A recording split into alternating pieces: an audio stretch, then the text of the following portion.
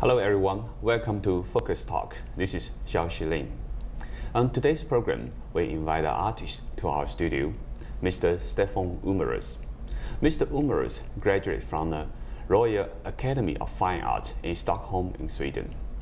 And his artworks has been included in the permanent collection of National and Modern Museum in Stockholm. And he has held many exhibitions in Paris, in Sweden, in New York, and also some countries in Latin America. And he was a foreign student in China from 1988 to 1989. On today's program, we invite him to talk about his experience in China. Welcome, Mr. Umaerus. Thank you, and I'm very honored to be here. Thank you for the invitation. Yeah. So at first, let's talk about your artistic background. Can you introduce to our audience how you learn the arts, and why are you interested in going to China to study? I'm a contemporary artist, so I try to create something that is expressive of the time that I'm living in. Mm-hmm. And I went to China to create my second cross-cultural art project. The first one I did was poetry I wrote here in New York, mm-hmm. Which I exhibited in Paris in this Centre Culturel Suédois in Paris in 1987. Mm. After that I did my second cross-cultural art project, which was going to China, mm-hmm. which I did with the Trans-Siberian Railroad in 1988. All the way from Europe to yeah. Asia. Yeah. Mm. So from what you talk, you seem to emphasize your art is focused on cross-culture. Yes. So you do in Paris, and you already talk about like across the time zone too, right? Yes. Great. Yes. I use allusions to different times and different spaces, mm-hmm.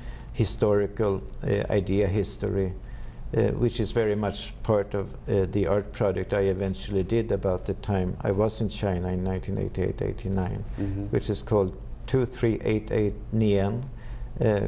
It has a Chinese character in the middle, mm-hmm. Connecting vocabularies, and connect vocabularies is exactly what it's meant to do. Mm. So you mean connecting vocabularies, but actually you are connecting the cultures? Yes, I try. Yes, I try. I think it's important because everybody you add an action to the world, mm-hmm. and it's so I'm creating a kind of gestalt.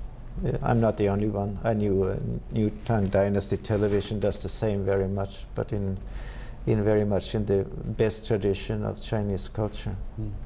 So when you were in Beijing, were you studying Chinese language or you studying Chinese art? I went to Beijing to basically to prepare for an art project, which I eventually did.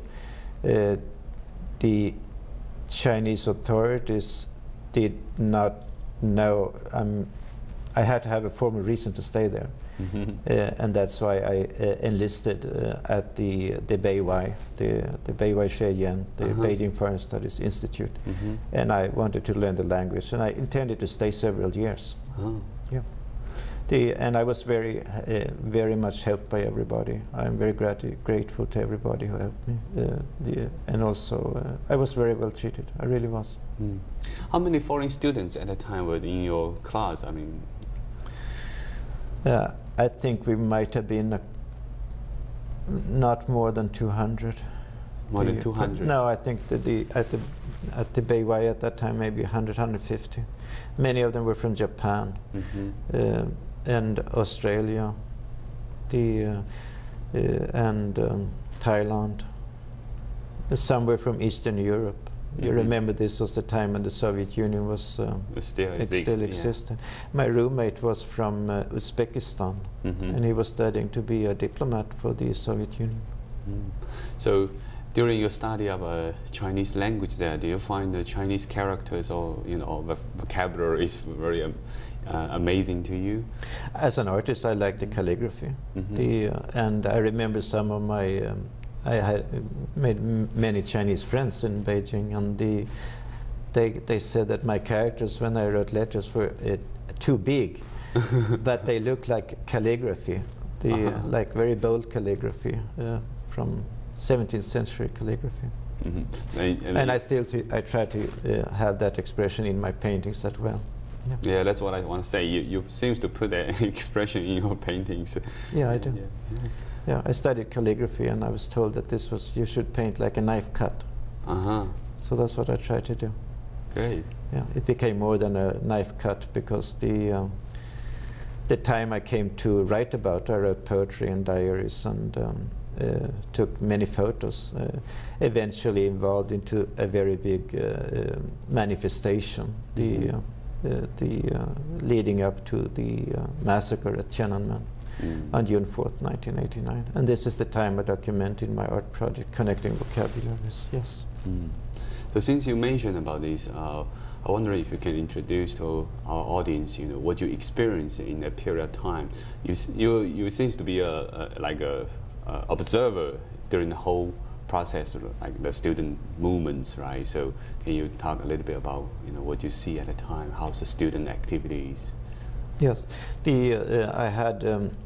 I saw myself as an observer. I know some of the other foreign students did take part in these manifestations actively. I never did because I didn't think it was right to do so. I thought it was right to write a diary, which I did. I thought it was right to document it, or right to write poetry. And I had excellent guidance by Chinese friends who translated and gave me the whole background and so on. So that's what I did. Yeah. So during the process of documenting the whole process, did you find like certain period of time it gave you a very strong impression? If you can recall right now, can you explain a little bit more, like during the whole process, which events impressed you most?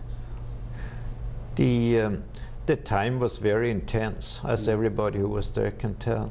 It was a very compressed time frame, and it was very, very dramatic. There were close to 1 million people in the streets during the time of the manifestations, and it spread very rapidly. Not only with students, but also with factory workers taking part of the street demonstrations. I'm very proud to be a student of the Beihai. It's one of the best schools I've been to, and they're very efficient. And my gratitude to the teachers there who accepted me. My main impression of the manifestations, though they did turn very violent with the crackdown by the military on June 4th and the military coming in, were essentially that they were very peaceful. The whole student movement was very peaceful. They did not, I never saw any violence at all. And that's amazing because there were so many people involved. Yeah, about 1 million. Yeah, it means that the whole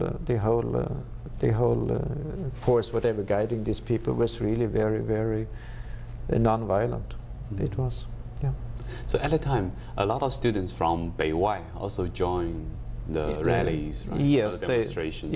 Yes, they did. I don't know how many from that particular school. Of course, the Beida was up further along the Shisanhu and Beilu, and many from there were part of the manifestation. Also from the School of National Minorities, very many students were part of the movement.